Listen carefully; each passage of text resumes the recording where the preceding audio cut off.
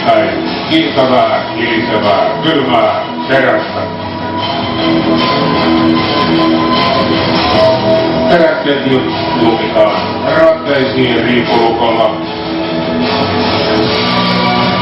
ja toinen ranne samalla lailla. Ja hyvä yleisö, pyydän teitä tarkistamaan, että varmasti on kunnolla kiinni ja on ihan oikeaa terästä, ei mitään muovihälyjä.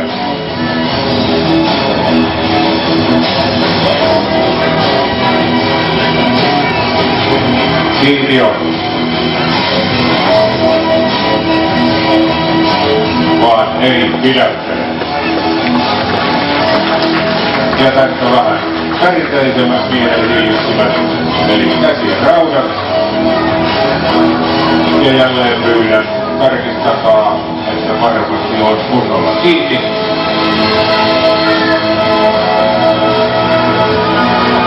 Kiinni on. Hyvää päivää.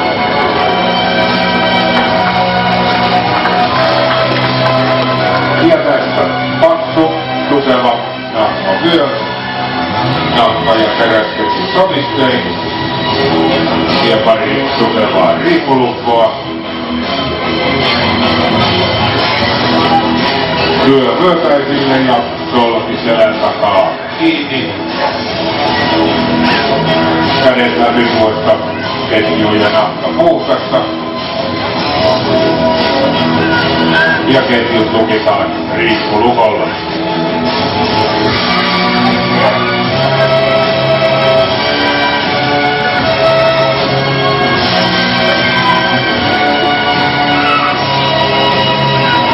Ja jälleen pyydän, että yleisöstä tarkistakaa, että varmasti on kunnolla kiinni.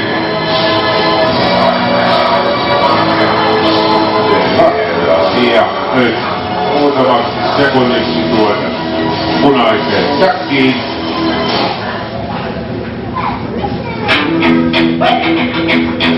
Ja hän vaihtoi paikansa.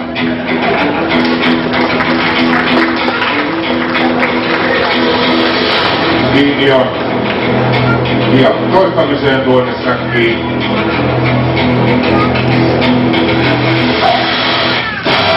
Ja kädet ovat vapaat. Ja nyt siis näyttää, että joskus kun on kiire, niin vaatteiden vaihtoon ei mene kuin sekunti.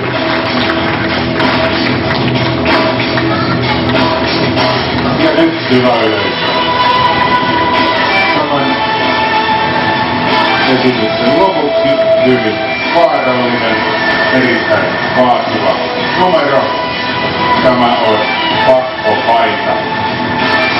Moni teistä on kuullut siitä puhuttavan, aika harvoin loppujen lopuksi on omin silmin nähnyt. Selkäpuolella on 5 nahkaremmiä soopineen ja kiinnitetään sieltä.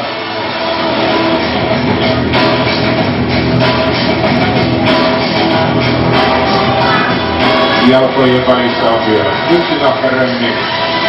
Sekin kiinnitetään tuohon solkeensa. Näin. Ja nyt kädet ristiin rinnan päälle. Ja nuo nahkavahvisteiset sielsuut kiinnitetään tuolta takaa nahkaremmillä. Solki sieltä tiukkaan kiinni. Näin. Ja jälleen pyydän, tarkistakaa, että varmasti on kaikki kunnolla kiinnitetty.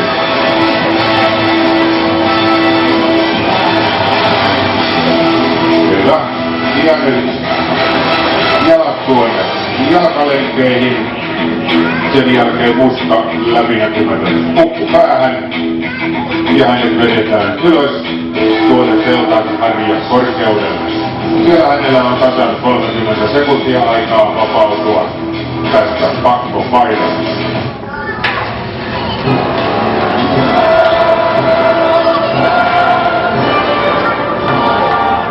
Let's go. 30, 29, 28, 27.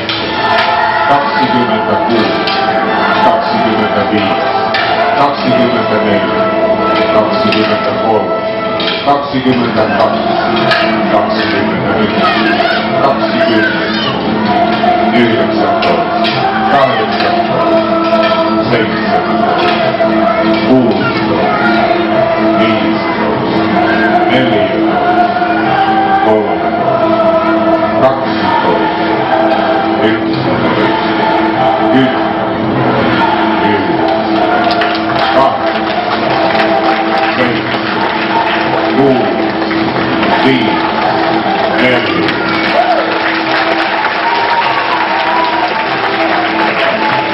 Arvoisa yleisö, näitte omin silmin ihan läheltä, että mahdoton on mahdollista. Tuo Maasters